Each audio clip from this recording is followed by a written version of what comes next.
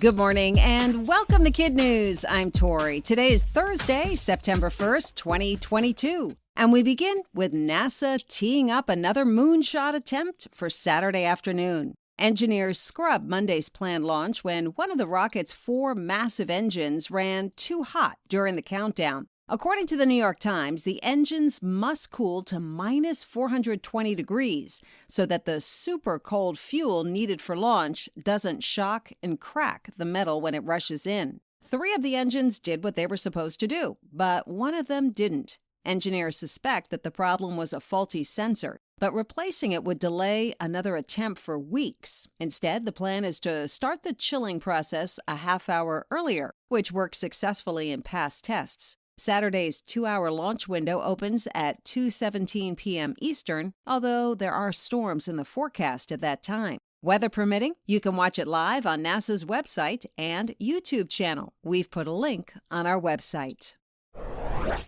On a night where the crowd was with her, but the odds weren't, Serena Williams once again proved her greatness. A sold-out, celebrity-filled crowd packed the stands for the second round of the U.S. Open in Flushing Meadows, New York last night to watch the 40-year-old tennis icon go to battle against Anett Kontaveit of Estonia, a much higher seed and a much younger player. Most thought it would be Serena's swan song. It was not. The 23-time Grand Slam singles champion entered the stadium in a diamond-encrusted dress and blinged-out sneakers, won in 3 nail-biting sets, and left talk of retirement for another day. She'll play again on Friday.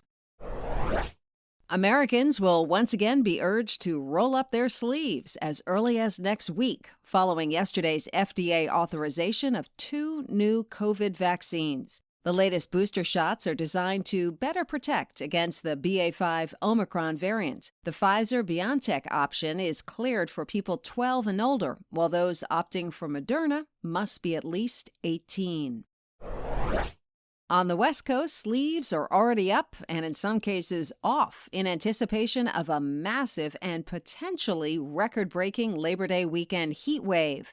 Sizzling temperatures as much as 15 degrees above normal and topping 100 in many places are forecast from the Pacific Coast as far east as Montana.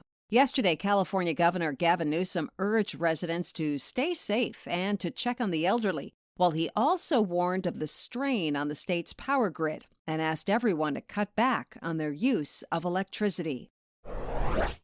Most people would agree being president is a tough job, but it does have its perks, like having your very own executive pastry chef. One of the most famous people to hold that job was the French-born Roland Messier. For nearly 25 years, Mr. Messier served 5 Republican and Democratic administrations, whipping up everything from elaborate confections for state dinners, intricate gingerbread houses for the holidays, to weeknight desserts for first families. According to the New York Times, his collection of supplies included 300 original pastry molds, an ice pick, a coat hanger, and a tire pressure gauge. He once told a reporter, "My role in the White House was to put a smile on the face of the first family." Mr. Messier died this week at the age of 78.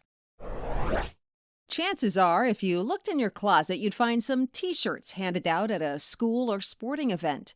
Mass-produced T-shirts with a printed message on it are actually the second largest source of cotton on Earth. And a truckload of clothes like these get dumped in a landfill or burned somewhere around the world every second. That's the claim of a company called T-Mill that is trying to change this wasteful practice. So every T-shirt bought from T-Mill can be sent back, ground up into cotton fibers, sterilized, and remade into new T-shirts with a different printed message on it. And this is all done in carbon-neutral factories powered by renewable energy. That's it for KidNuz. A reminder to teachers, sign-ups are now open for shout-outs. Head to our Teachers Lounge and look for the form to send us all your details. Now, today's KidNuz quiz. When will NASA next attempt to launch Artemis 1?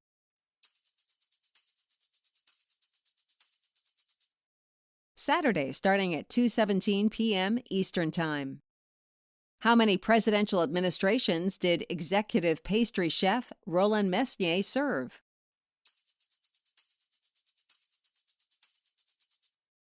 5. What part of the U.S. is expecting a potentially record-breaking heat wave this holiday weekend?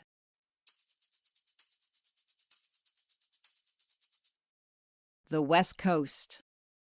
What government agency just gave the go-ahead for a new round of COVID booster shots?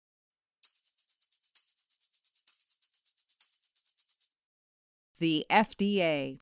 In our KidNuz Kicker, sometimes there's just no limit to what you can do. Richard Bernstein, who was born blind, is a Supreme Court justice in Michigan. Earlier in his law career, he represented people with disabilities. He's also run at least 20 marathons. But what he really wanted to do his whole life is drive a car. That dream was fulfilled recently when he got behind the wheel and drove around a dirt track for 2 hours in front of about 100 spectators. A local sheriff sat in the passenger seat giving him directions, and even though both men were wearing helmets, the sheriff said he could clearly see the joy on Justice Bernstein's face. Before we go, we want to shout out our terrific KidNuz teachers, starting with Mrs. Charbonneau and her terrific Tigers at Christ the King Catholic School in Indianapolis, Indiana. Mrs. Smith and her Spartans at Wilson Elementary in Murfreesboro, Tennessee. To California for Miss Hager and her Cheetahs at Charter School of Morgan Hill in Morgan Hill. Senora Ruvalcaba at Valley Elementary in Poway, and Mr. Smith's Panthers at Parkview Elementary in Ripon. Thanks for listening. We hope you tune in for more KidNuz tomorrow morning.